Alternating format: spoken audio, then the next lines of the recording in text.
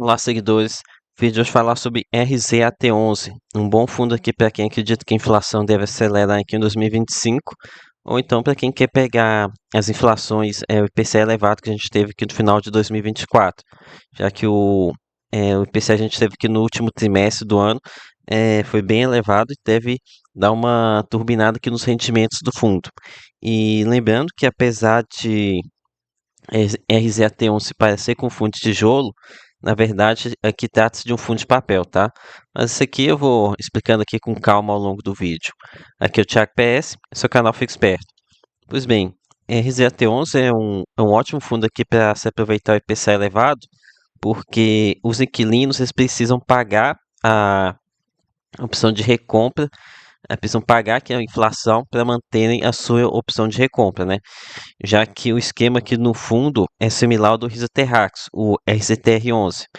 Aqui, ao invés de terras, a gente está lidando aqui com imóveis, a maioria deles galpões, tá? Então, a empresa vende o imóvel aqui para RCTR11, mas aí essa venda é casada com uma opção de recompra do mesmo imóvel. E só que para manter esse direito, o agora inquilino precisa pagar mensalmente a inflação do mês anterior. Ou seja, RZAT11 recebe a valorização do imóvel com apenas um mês de espera. E sim, é só um mês de espera, tá? Observem que em setembro a receita que com a opção de recompra, no caso que seria a correção monetária do CRI, ele vem praticamente zerado. O que significa que a deflação de agosto demorou apenas um mês para se refletir já em RZAT11. E já em outubro, tivemos aqui a de dezembro, que foi de 0,44%.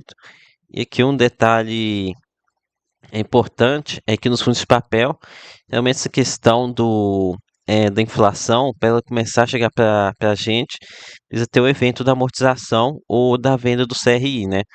Então, nem sempre essa inflação ela é repassada assim tão rapidamente para o fundo, mas aqui, como não tem essa questão, praticamente imediatamente o inquilino aqui tem que repassar essa inflação para o fundo. Provavelmente tem alguma uma cláusula lá em caso de inflação mais pesada, por exemplo, o IPCA mais 1%, geraria aqui uma despesa bem grande para o inquilino, mas só que normalmente deve ter algum contrato lá que permite que ele divida esse valor para não ter uma despesa tão elevada. Mas então, aqui em outubro, o dado mais recente que a gente tem, ele levou em consideração o IPCA de 0,44 de outubro e gerou aqui 1,06 de resultado. E em novembro deve ter gerado aqui mais de 1,15, pois utilizou o IPCA de outubro, que foi 0,56.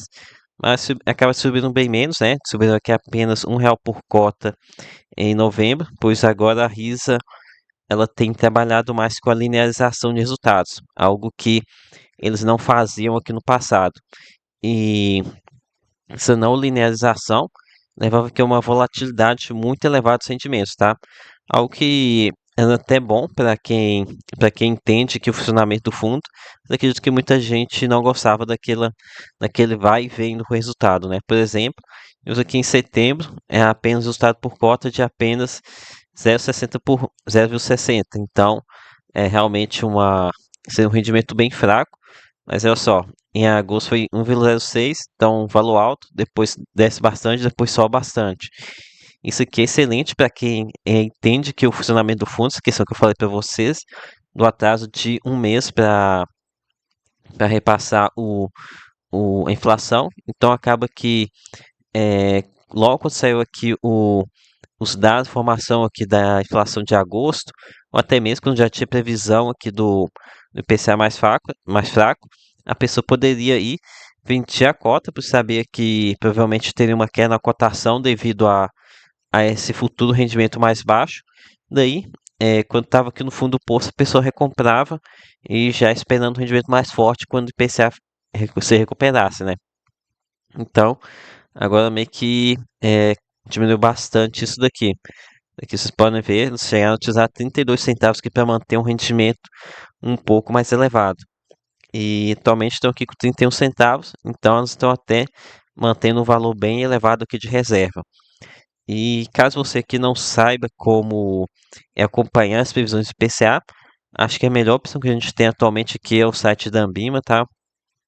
E eles têm acertado bastante. Aqui nos últimos PCAs passaram bem perto. Em setembro aqui, a previsão de 0,46 veio 0,44. Em outubro, errado aqui por apenas um. Aqui em novembro, errado um pouquinho mais, 0,39. Já em dezembro, estão prevendo aqui por volta aqui do 0,60 para dezembro, tá? Dezembro geralmente é um mês assim de IPCA mais forte mesmo, ainda com essa questão do dólar, então deve jogar o IPCA lá para cima. E aqui ainda com essa questão de previsão, não acho que o Fox é uma boa, eles erram demais, tá? Realmente erram no sentido otimista, então prefiro muito mais utilizar o site da Ambima para fazer esse tipo de previsão, para saber o que esperar aqui de RZT11. E voltando aqui a falar sobre o fundo da Risa, você parece tanto com o fundo de papel que até tem uma taxa média, que o spread médio da carteira, né? Que no caso é de PCA mais 9,23. Então temos aqui um dividend yield aqui quase digno de fundo high yield, né? Quase que um PCA mais 10%. E sendo que aqui a gente tem a vantagem de que a garantia já se encontra no nome do fundo. Então, isso que dá confere uma segurança bem maior. E ainda aqui sobre o rendimento, o pessoal da Risa montou aqui um guidance para RZT11. No entanto, aqui tomem cuidado, tá? O pessoal da Risa eles erram bastante aqui nessa questão do guidance, tanto principalmente lá no Risa aqui em outro fundo de papel deles, em que cada mês eles revisavam o guidance deles. Inclusive aqui nesse guidance que eles projetaram, estava aqui falando de 90 centavos em novembro, mas acabou vindo aqui R$ 1. Ainda estava aqui dentro da meta, mas projetado aqui o valor que acabou não vindo. Ainda assim, erraram para cima, né? Então por aqui ainda tá bom, mas no passado, lá no Risa Aquinho, o RZAK, eles erraram bastante para baixo também. E falando aqui agora sobre a carteira de imóveis de RZAT11. Então, alguns pontos aqui. O primeiro que me chama a atenção é o ano de construção dos imóveis. Tem aqui imóveis muito velhos, tá? Tem uns imóveis que é mais velhos que eu, aqui de 1980. Então, é realmente coisa muito velha.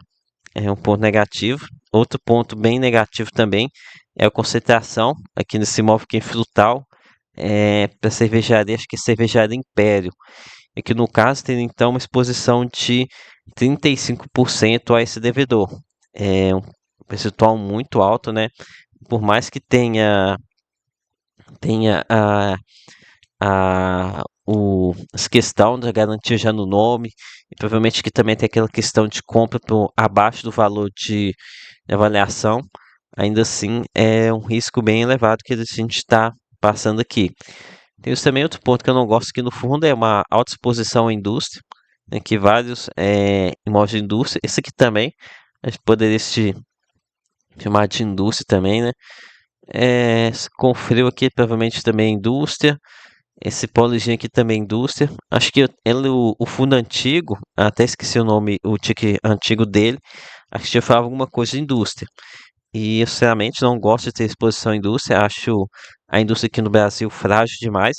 Inclusive, antes de trabalhar aqui com o youtuber, eu trabalho na indústria e posso dizer que é muito altos e baixos. Então, não me agrada nem um pouco ter essa exposição à indústria. E um ponto aqui também interessante, temos aqui o imóvel sem opção de recompra. Então, por aqui eles podem conseguir até algum ganho de capital. No entanto, exposição pequena aqui, e não acredito que vai ter. Eles tenham o mesmo performance que tinham, que eles conseguem lá com o fundo de terras. Então, é um detalhe fundamental de vocês entenderem aqui em RZT11 é para vocês não esperarem valorização dos imóveis, pois como a maioria aqui tem opção de recompra, acaba que essa valorização ela já está vindo aqui mensalmente para você no rendimento, beleza? Então não esperem valorização de patrimônio nem ganho de capital com vendas. Então, concluindo aqui, RZT11 é um fundo que eu não gosto, tá? A questão dos imóveis eu acho de baixa qualidade. No entanto, reconheço que era pelo menos era um bom fundo aqui para especulação. Hoje nem tanto mais por conta dessa questão da linearização, mas ainda assim continua sendo um bom fundo para quem quer surfar aqui uma inflação mais elevada. Então foi isso, galera. Espero ter curtido. Peço aqui o seu like, sua inscrição e lembre-se que nada que é recomendação de compra ou de venda. Até a próxima.